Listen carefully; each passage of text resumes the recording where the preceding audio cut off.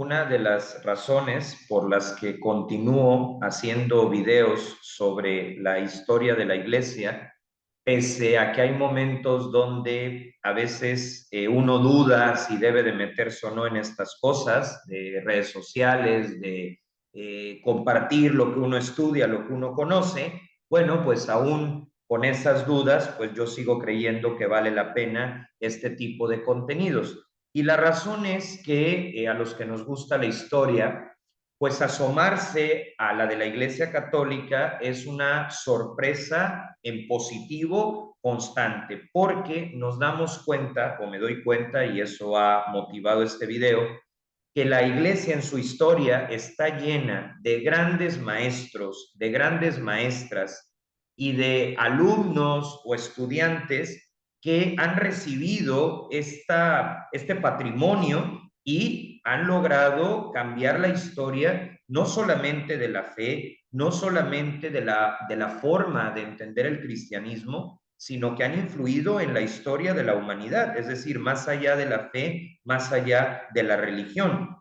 ya sea por los libros que escribieron, por los descubrimientos científicos que hicieron o por las instituciones que han ido construyendo, como pueden ser las universidades, los colegios y los hospitales. A mí esto pues siempre me ha fascinado el ver cómo la historia de la iglesia está llena de casos muy interesantes y esta vez vamos a hablar de cómo se ha dado ese vínculo entre maestros, estudiantes, entre una generación y otra.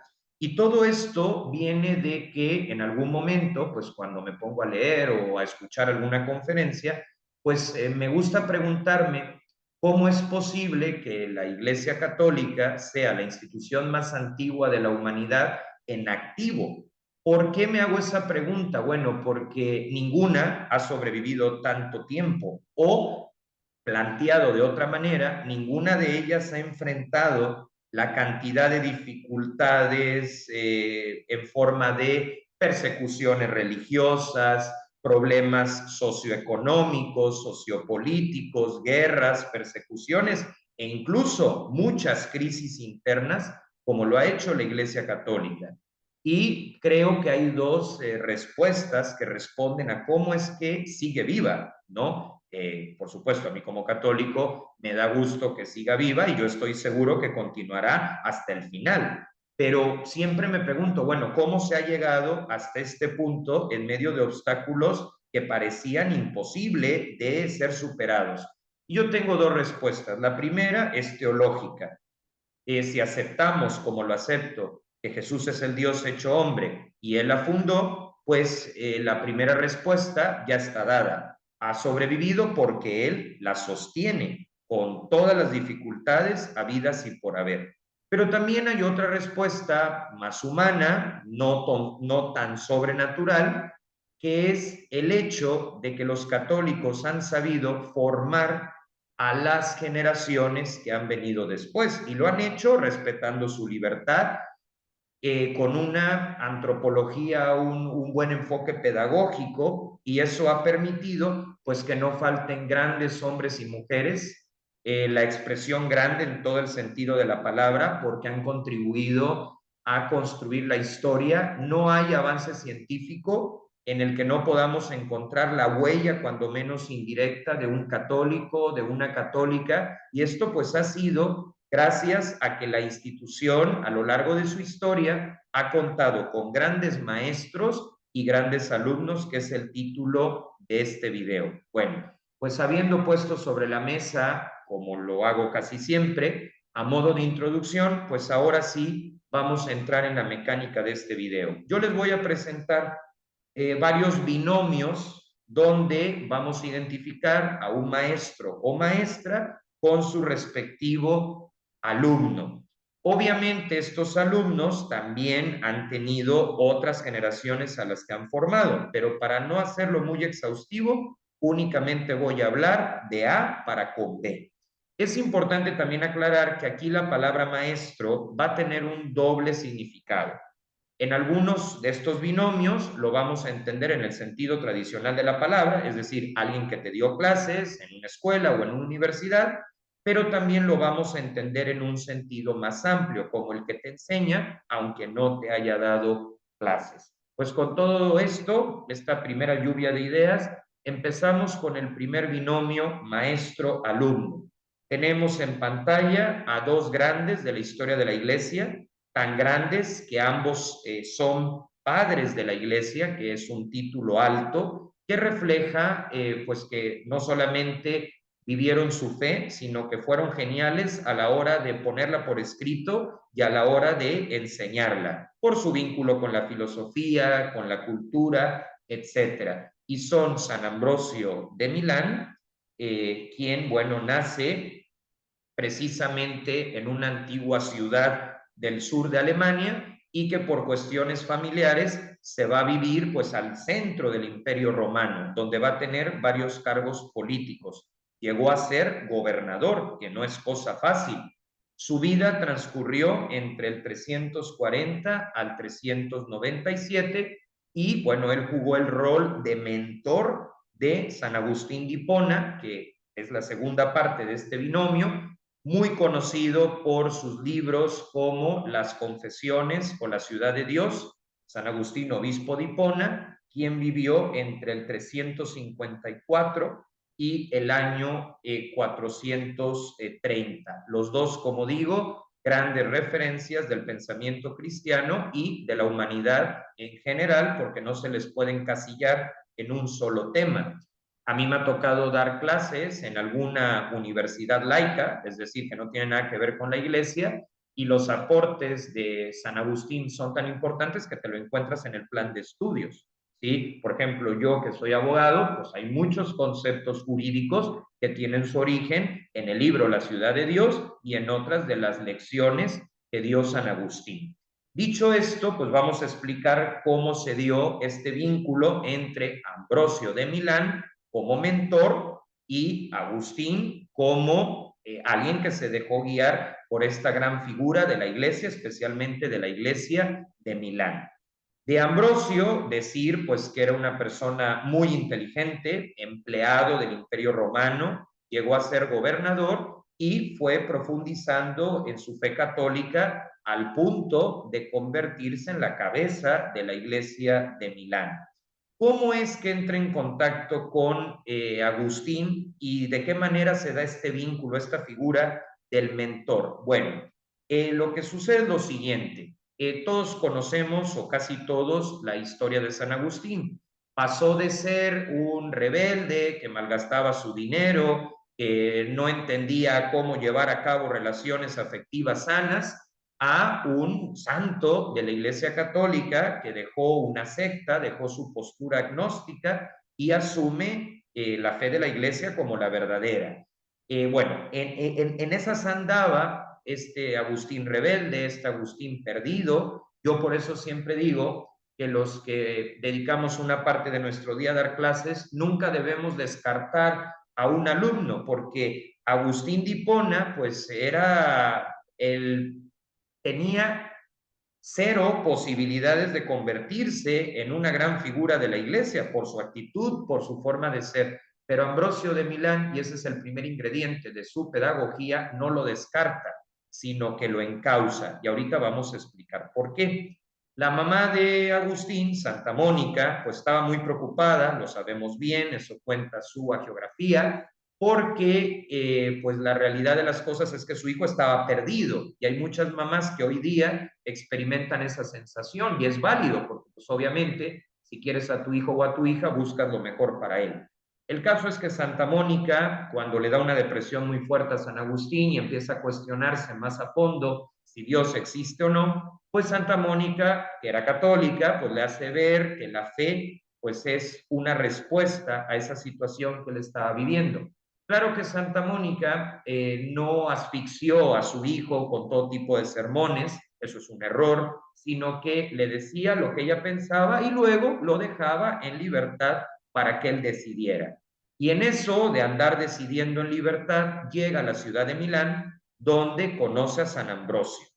Y se va dando un vínculo muy importante entre los dos porque los sermones de San Ambrosio que estaban muy bien argumentados, cualquiera que lo lea se da cuenta de esto, causa y consecuencia, que era el estilo de redacción, pues empieza a ayudar a Agustín, que los escuchaba. Al principio no les ponía atención, incluso los despreciaba, sintiéndose Agustín más inteligente, pero llegó un momento en donde lo que decía San Ambrosio le convenció. Le convenció por la profundidad de los argumentos y porque, ya que se empezaron a tratar personalmente, Ambrosio supo generar respuestas adaptadas al tamaño de las preguntas de Agustín de Hipona. Y va a llegar un momento en donde Agustín se convenza, gracias a la oratoria, a la retórica de San Ambrosio, de que la fe católica es la verdadera. Y tan se va a convencer que será el propio San Ambrosio quien lo bautice. O sea, ¿qué más pedagógico que eso? El que lo introduce a la fe respondiendo a sus preguntas, el que lo introduce a la fe sin descartarlo, a pesar de que Agustín era una persona difícil en ese momento de su vida, y lo va introduciendo en una nueva forma de entender la filosofía. Ya luego San Agustín pues hará sacerdote y por supuesto obispo de Hipona. Recordemos que San Agustín nace en Tagaste, que actualmente es Argelia. Entonces, esta variedad de culturas, esta variedad de personalidades se encuentran y San Ambrosio va a ser el mentor de San Agustín.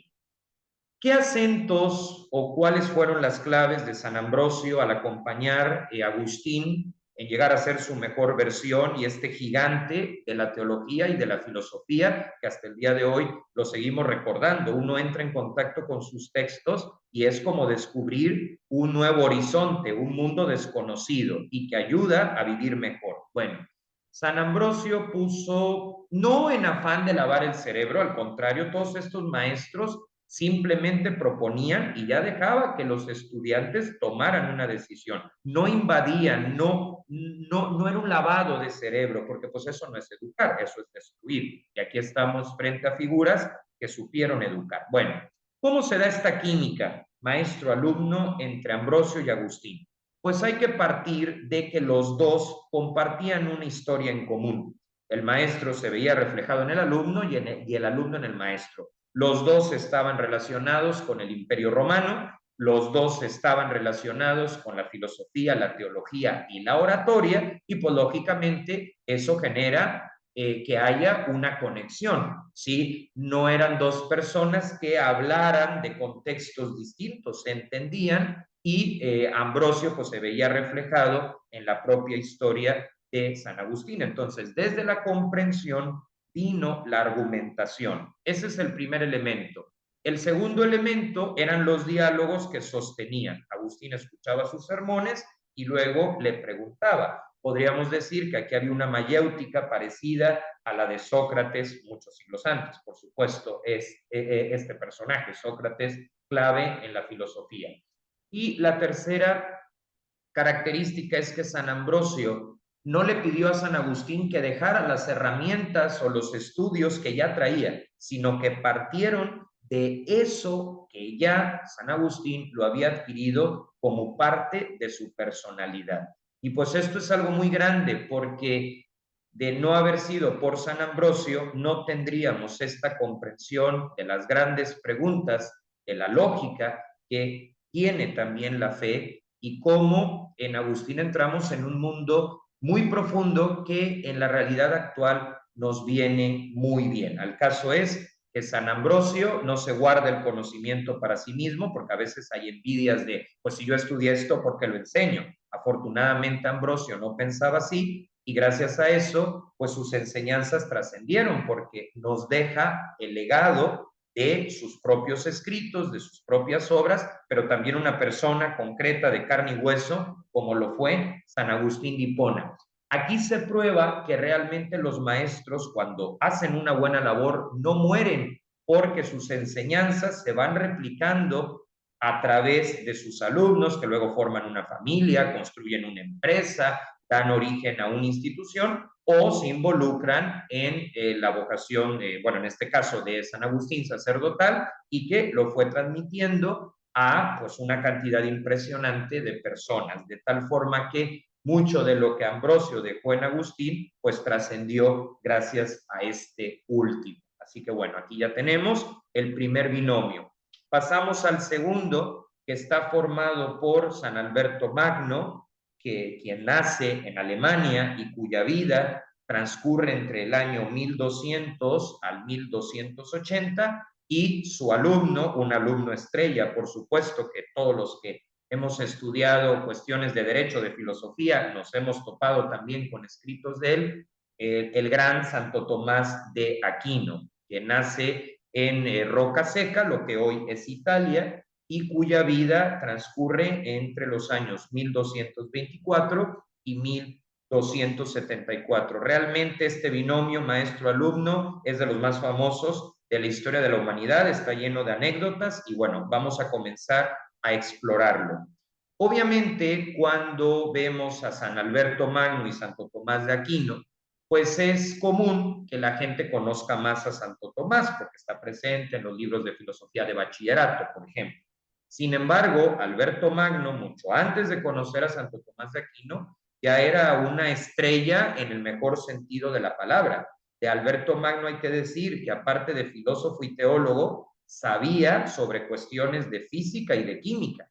A él se le debe uno de los primeros diseños de lo que hoy conocemos como helicóptero y también una serie de estudios que hizo sobre los elementos de la tabla periódica, especialmente el haber identificado el arsénico. Todas estas cuestiones de un maestro que era físico-químico, pero que también creyente, también sacerdote, pues nos permiten ver esa visión tremenda, grande, de Alberto Magno. Y bueno, de Santo Tomás de Aquino lo sabemos muy bien, también un gran investigador, una persona muy lógica, un gran teólogo y filósofo, autor de diversas obras, entre la que destaca la Suma Teológica, que aunque no la terminó porque murió antes, pues en realidad ahí expresó su forma de razonar, la Suma Teológica, y eso nos sorprende a todos.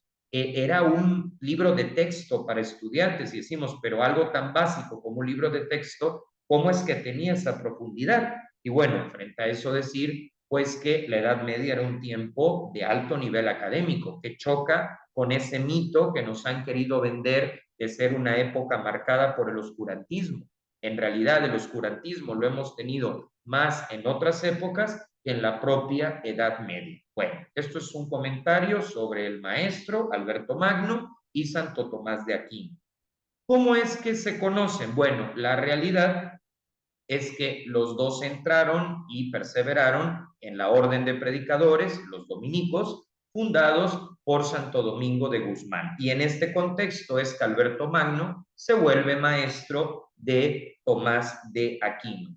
Aquí hay que resaltar dos anécdotas muy importantes para comprender la pedagogía de Alberto Magno y que eso nos sirve a todos los que tenemos que ver con el mundo de la educación, porque nos da muchas pistas que, aunque sucedieron hace siglos, tienen una palabra para el momento actual. La primera anécdota habla acerca de que Tomás de Aquino sufrió lo que hoy llamamos bullying. Los compañeros de Tomás de Aquino se burlaban de él y algunos le hacían realmente la vida imposible. Dentro de las burlas de las que Tomás de Aquino era objeto, estaba que le llamaban el buey mudo. ¿Por qué? Porque era una persona muy introvertida, eso sí, inteligentísima, que tenía una respuesta para cualquier pregunta, pero no una persona callada que no le gustaba llamar la atención ni ser el centro de la vida. Entonces los compañeros lo molestaban por su silencio, por ser introvertido, hasta que un buen día Alberto Magno se dio cuenta de la situación y los regañó diciendo aquella famosa frase: ustedes le llaman buey, pero los bramidos de este buey se van a escuchar en todo el mundo.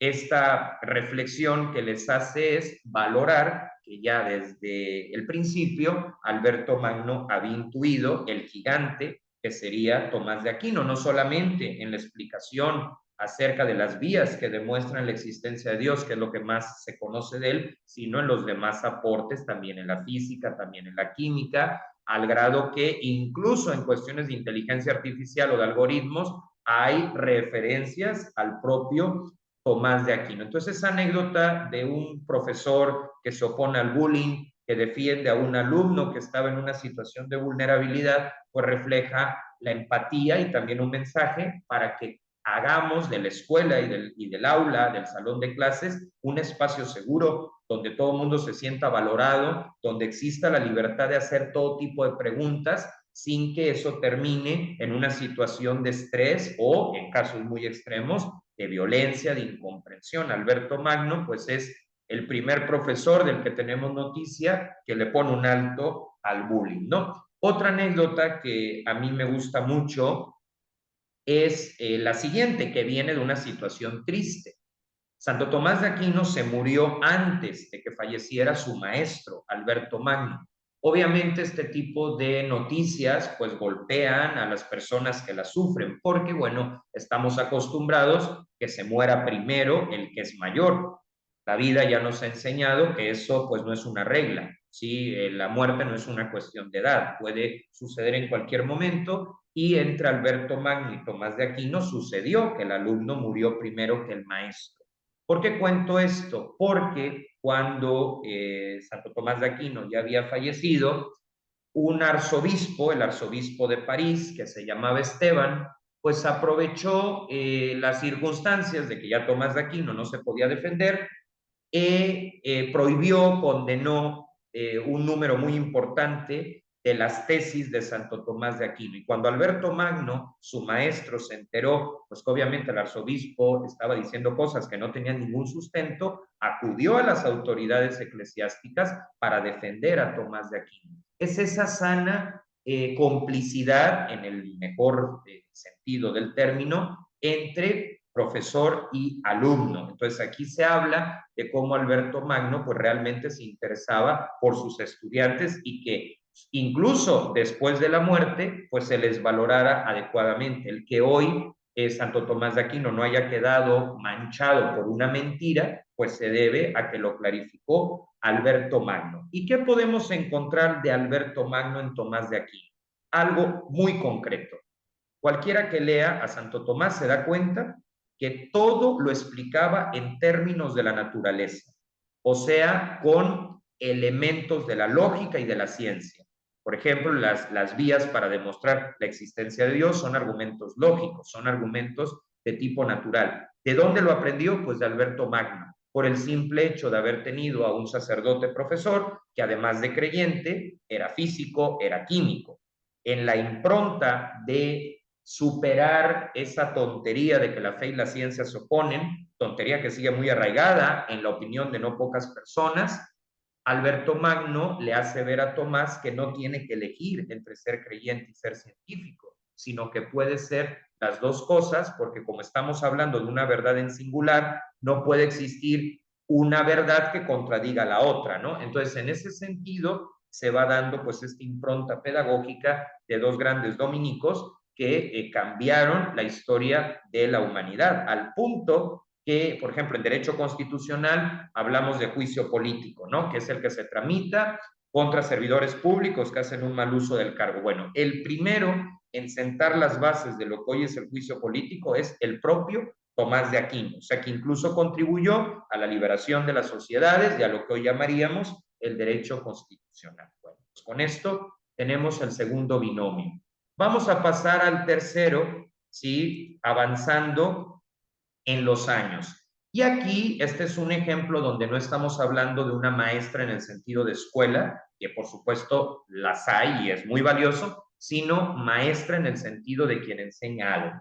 Entramos en el segundo binomio, que es el formado por Santa Teresa de Jesús, la Santa de Ávila, cuya vida se desarrolla entre el año 1515 y 1582, maestra de la espiritualidad, de la vida interior y por supuesto del siglo de oro español. Y aquí ponemos como alumno, aunque no lo fue en el sentido literal, porque de hecho el que tenía estudios académicos era él y no ella por las circunstancias pues del machismo de la época, pero que no por ello le quita sabiduría a Santa Teresa, pues aquí el dirigido, el estudiante, por decirlo de alguna manera, va a ser San Juan de la Cruz, cuya vida se desarrolla en España entre 1542 y 1591. Y aquí la pregunta sería, ¿por qué si no le dio clases estoy diciendo que Santa Teresa de Ávila, la santa,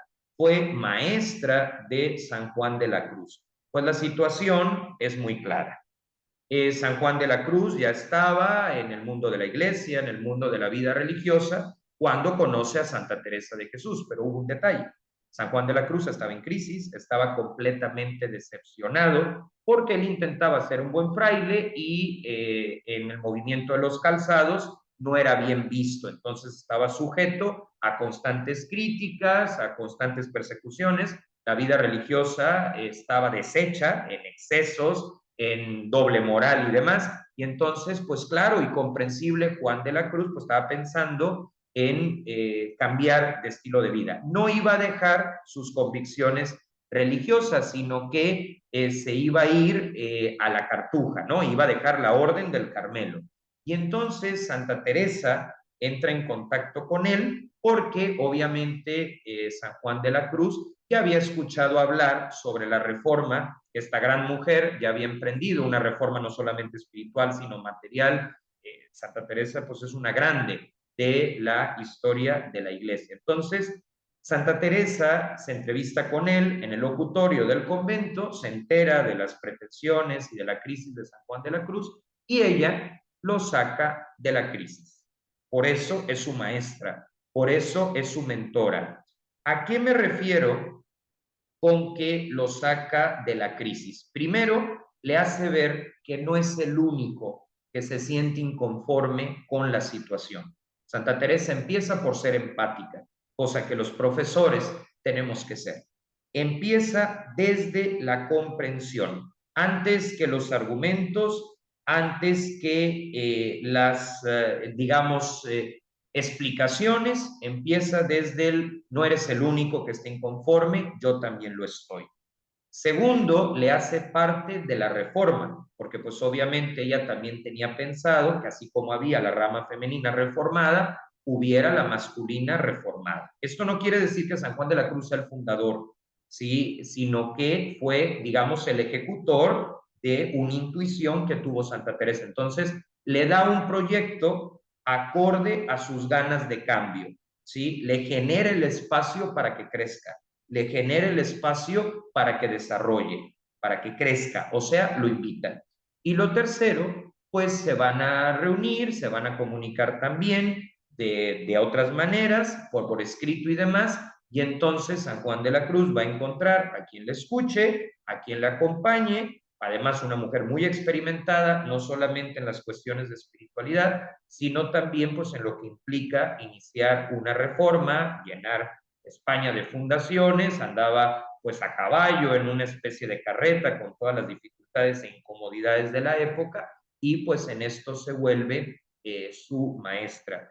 Por supuesto, San Juan de la Cruz es un gran escritor, destacan pues sus poesías, sus reflexiones, pero en todas ellas tiene la impronta de la reforma iniciada por Santa Teresa de Ávila, es decir, que le dio contenido a esos escritos que lo vuelven uno de los grandes autores de España, Europa y del mundo. O sea que aquí tenemos a dos españoles que pues van a contribuir a la espiritualidad. Y aquí quiero destacar que es muy significativo que quien ejerce el rol de maestro es una mujer, es Santa Teresa, porque ya con esto se encuentran pistas para revalorar lo que me parece muy importante, el papel de la mujer tanto en la sociedad como en la iglesia. Yo creo que para poder ir entendiendo esta necesidad de darles, por supuesto, el lugar altísimo que les corresponde, una clave es hacerlo desde el recorrido que la propia Santa Teresa hizo, al grado de ser considerada maestra de hombres, que en su tiempo era toda una provocación, pero que era una provocación necesaria para que se valorara el papel de la mujer. En tiempos de Santa Teresa se tenía la idea que el único que podía hablar con Dios eran los sacerdotes, y entonces ella dice, por supuesto que el sacerdote tiene un papel central, porque a través de él pues, se celebra la misa, ¿no? Y se administran los sacramentos, pero sin negar el valor de los sacramentos y de la figura del sacerdote, las demás personas, en cuanto a seres humanos, podemos también comunicarnos con Dios directamente sin mayor problema. O sea, Santa Teresa no era de las que decía, me confieso con Dios, para nada. Ella sabía que había que acudir a la confesión, como lo tenemos que hacer todos nosotros, pero eso no condicionaba a que en el ínter pudiera hablar con Dios como con un amigo. Entonces Santa Teresa abre camino en ese sentido, y esa apertura, esa sana libertad, pues también entra en el contenido de San Juan de la Cruz. Así que aquí tenemos el tercer binomio, la Santa y San Juan de la Cruz, todo esto en el siglo XVI. Luego vamos a entrar en el cuarto binomio, muy conocido en Italia, pero también en el mundo, que va a ser el vínculo entre Don Bosco, ¿sí?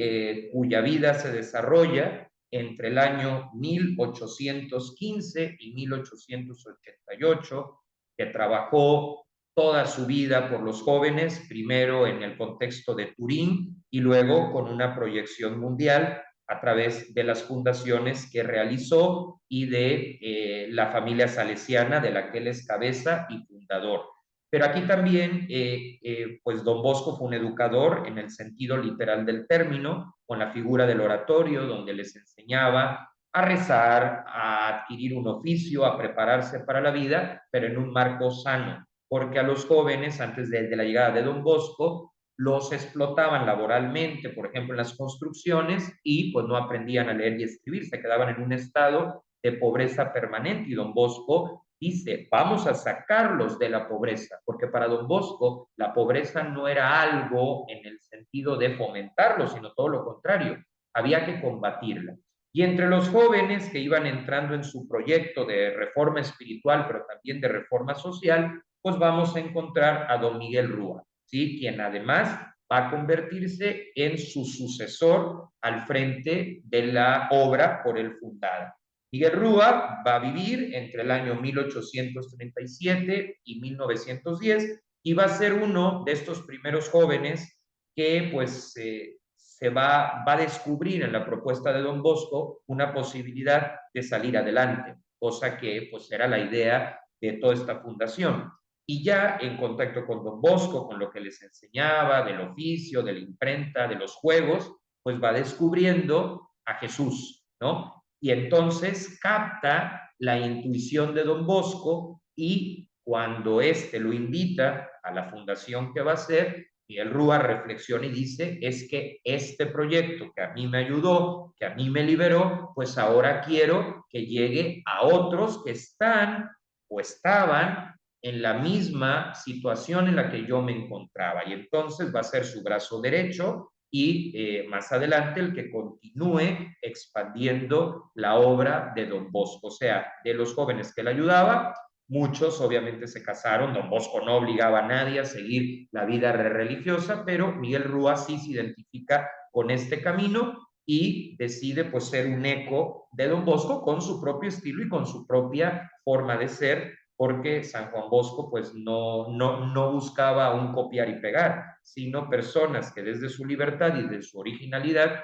quisieran trabajar por la educación de los jóvenes. Aquí, ¿cuál fue el efecto pedagógico de Don Bosco en Don Miguel Rúa? Pues muy claro, lo que Don Bosco hizo conmigo, que me ayudó a ser feliz, a realizarme, yo quiero proponérselo a otros que están en una situación como la que me encontraba yo. Y desde luego, el efecto del ejemplo fue el recurso pedagógico más grande. Hay una frase atribuida a Einstein que es el ejemplo lo que influye, que es el ejemplo lo que cambia. Y entre Don Bosco y las personas que lo conocieron, pues este fue el efecto principal.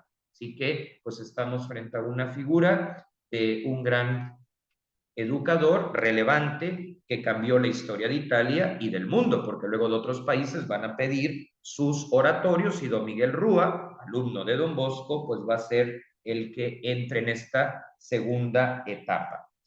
Seguimos adelante con los últimos dos binomios y entramos en el primero de la última parte, ¿no? Que es la Beata Concepción Cabrera de Armida. Aparece otra mujer que, como Santa Teresa, fue maestra de la vida interior de muchas personas. Aquí solo voy a mencionar a uno, pero realmente varios obispos de México recibieron mediante carta y mediante sus consejos el acompañamiento de esta mujer tan interesante y tan completa como lo es Concepción Cabrera de Armida, quien nació en México, es mexicana, y cuya vida transcurrió entre 1862 y 1937. Ella es la fundadora de las Obras de la Cruz, la que tiene la visión de la Cruz del Apostolado y también una de las grandes escritoras sobre la mística católica. Sus escritos son valiosísimos, cada vez se conocen más y las personas que entran en contacto con ella llegan a la siguiente conclusión, que yo cuando entré con sus escritos también fue mi conclusión.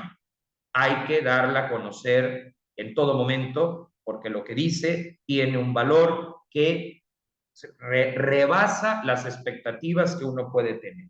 Y en este caso, el que va a ser formado por ella, no en el sentido académico, porque pues aquí el que tenía más títulos académicos era él, pero sí en el sentido, al igual que en el caso de San Juan de la Cruz, de la vida interior y que lo va a ayudar también a salir de una crisis que venía arrastrando. Entonces es su mentora, va a ser Concepción Cabrera de Armida y aquí el estudiante, el que es guiado, va a ser el venerable siervo de Dios, Padre Félix de Jesús Ruller, francés, nace en Melló, provincia de Auvernia, y muere en la Ciudad de México.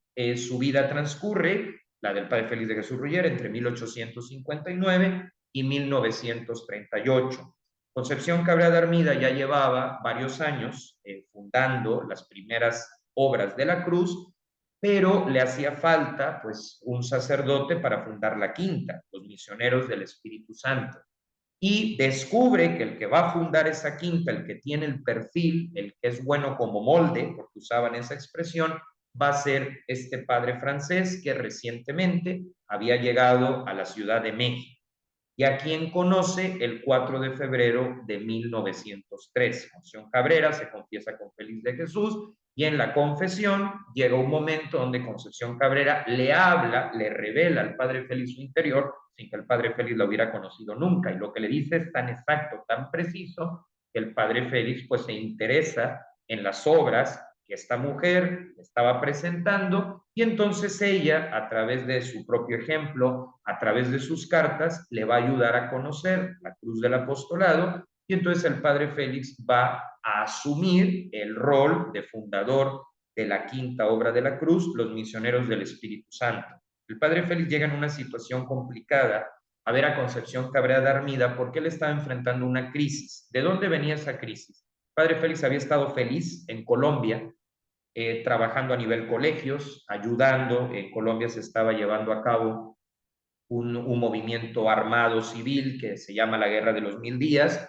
El padre Félix había ayudado tanto un bando como otro en el sentido de dar alimentos, la unción de los enfermos a los heridos, es decir, él como buen sacerdote no toma parte por ninguno y ayuda a todos. Entonces él estaba en un momento de mucha actividad, se sentía realizado, no porque le gustara el sufrimiento de la gente, por supuesto que no, sino que sentía pues que estaba aportando a que Colombia pues, recuperara la paz. Y en ese inter, sus superiores empiezan a ver pues, que el contexto político es peligroso y les ordenan dejarlo. Él pues tiene que obedecer, pero al mismo tiempo entra en conflicto pues, de todos los proyectos que deja y llega a la Ciudad de México sí obedeciendo, pero pues obviamente roto porque pues él notaba la necesidad que había en Colombia. Y cuando conoce el proyecto de Concepción Cabrera de Armida, y después de pedir los debidos consejos, porque no crean que se lo creyó así nada más, buscó asesoría en Francia y en otros lugares también de México con personas muy preparadas, y todas ellas, al leer los escritos de Concepción Cabrera, le hicieron ver pues que realmente su escuela de espiritualidad era completamente católica, completamente sana,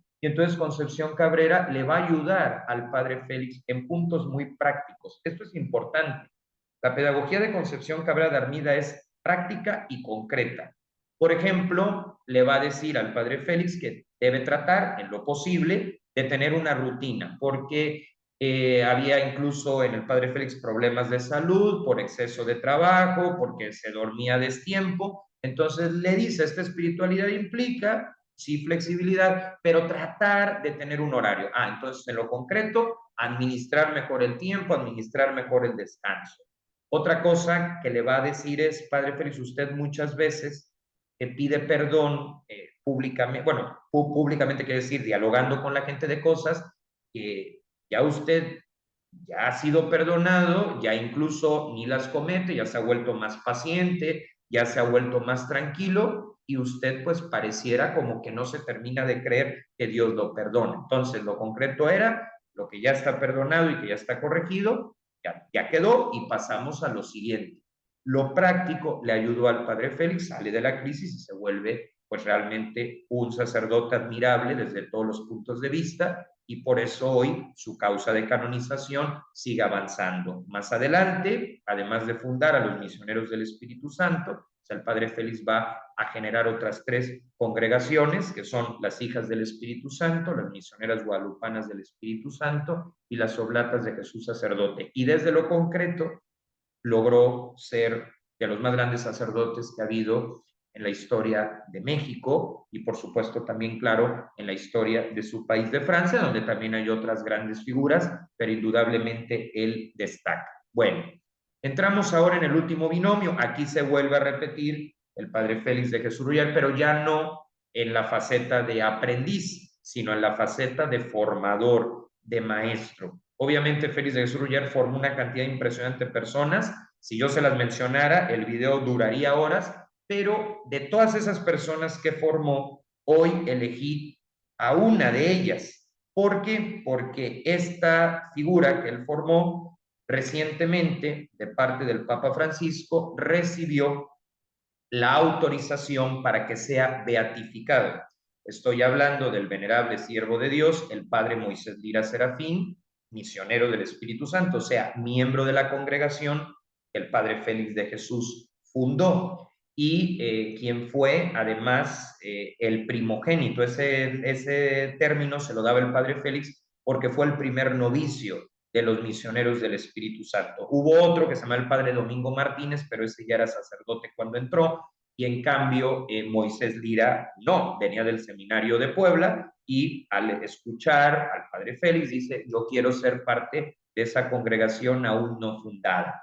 ¿Por qué lo menciono? Bueno, porque aquí se da una situación que se sale un poco de lo convencional, pero que no tiene nada de extraño. Y la situación es que se beatifica primero al alumno, en este caso a Moisés Lira, que a su fundador. No pasa nada, ¿por qué? Porque cada proceso lleva su propio ritmo y yo encuentro en esto algo muy interesante, ¿sí?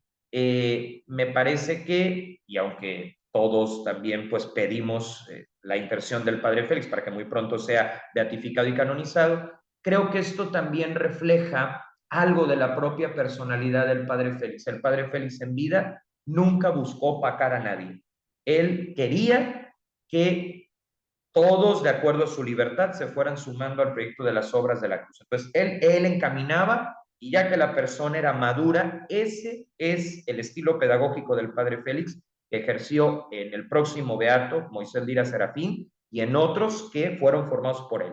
Él confiaba en la persona, o sea, su pedagogía se basaba en confiar en la persona, no de forma ingenua, sí con realismo, pero te preparaba y de ahí, cuando ya tenías la edad y el momento, te confiaba una tarea. Y entonces te seguía acompañando, pero él se iba tras bambalinas. De alguna manera esta es la lectura, se beatifica primero al alumno, pero también es un reconocimiento al maestro, aunque sin adelantarnos, claro, al juicio de la iglesia, pues confiamos y esperamos que, aunque sea después, a él también se le beatifique, porque es un grande, como ya dije, ¿no? Sin embargo, yo le doy esa lectura teológica. Hasta en el proceso de canonización del Padre Félix se va viendo ese estilo que él tenía de formar. Te formo, te doy las herramientas y de ahí me hago un lado, no para dejarte, pero sí para que tengas tu luz propia y seas un creyente de vida adulta. Aquí, además de esto de dejar que la persona asuma su propio liderazgo, hay otros 2 elementos de la formación que el padre Félix le dio al próximo beato Moisés Lira. Y por supuesto, no tendríamos beato Moisés Lira si no hubiéramos tenido a Félix de Jesús Ruller que lo formó. y que además le dio una oportunidad, porque ese es el segundo aspecto de la pedagogía del padre Félix. El padre Félix era muy exigente, y eso es bueno, en la cuestión de la coherencia. Es decir, si él se daba cuenta que era alguien que representaba un peligro para, pues, para la comunidad, para la iglesia o para el apostolado, frenaba en seco. Pero cuando la deficiencia venía de que le costaba trabajo los estudios, es el caso de Moisés Lira. Moisés Lira la pasó muy mal en Roma porque le costaba mucho sacar adelante los estudios, pero era un muy buen hombre. Entonces el padre Félix hizo esta reflexión: voy a tener paciencia con él en sus estudios. ¿Por qué? Porque los estudios son importantes, pero lo esencial o por encima de los estudios es que la persona sea sana. Y Moisés Lira era sano. Entonces el segundo elemento es: le anima a seguir estudiando. Moisés Lira se frustraba mucho con el latín, el griego, etcétera, y el padre Félix, que era un gran experto en latín y en griego, siempre le mandaba alguna motivación para que siguiera estudiando. O sea, el maestro también sabe ser paciente, y ese es el segundo ingrediente del padre Félix. Supo ver lo que valía este futuro miembro de su congregación, pese a las limitaciones humanas que todos tenemos y que en el caso del padre Moisés Lira era lo académico, pero el padre Félix no ahoga esa vocación simplemente porque le costaba trabajo. Y es que los maestros deben de entender el proceso personalizado de cada cual y saber dar oportunidades. Lo importante era la buena actitud de Moisés Lira, y el resto se iría dando. Y al final logra cumplir los requisitos de currículum, y Moisés Lira se va a volver un gran confesor, sobre todo en su tiempo en la Ciudad de México, en el templo de San Felipe de Jesús, que la gente tenía que pedir incluso ficha porque pasaba horas enteras confesando. Algo que aprendió del padre Félix, que también invertía mucho, no solo en confesar, sino luego en dar dirección espiritual y ayudar a las personas en un momento donde no había terapias, no había psicólogos. Entonces al padre Félix tenía una sobrecarga del que lo buscaba por razones propias de un sacerdote, pero el que también lo buscaba ante la falta de quien valorara las cuestiones de salud mental. Y esto lo aprende Moisés Lira a tal nivel que hay una anécdota que me gusta mucho. En una ocasión, pues ya era muy tarde, ya era muy en la noche, y la fila de personas que se querían confesar con el padre Moisés Lira, el futuro beato, pues no cedía la fila, y los otros padres ya le dijeron: déjalos para mañana, y Moisés Lira no, prefirió quedarse ahí, se desveló, pero atendió a todas las personas. Este sacrificio que no implica azotes ni esas cosas, sino el sacrificio de un sí, que no significa cosas excéntricas, pues eso es el verdadero, digamos, sentido de entrega, ¿no? Y Moisés Lira Serafín pues va a tener esto, y lo aprende pues directamente de su fundador. Entonces, el segundo elemento del padre Félix para con Moisés Lira es la cuestión de haberle tenido paciencia en las dificultades que éste tuvo a la hora de sus estudios en Roma. Y lo tercero, pues que le transmite la espiritualidad de la cruz, en primer lugar con el ejemplo, con la amabilidad que el padre Félix tenía para con él, y que siempre le dio el lugar, pues, de ser el primogénito en su congregación. Entonces, muchas veces el padre Félix, sin que Moisés Lira lo supiera, decía: tómenlo como referencia a él, a Moisés Lira, por esta confianza que tiene en Dios y pues este potencial que se deriva.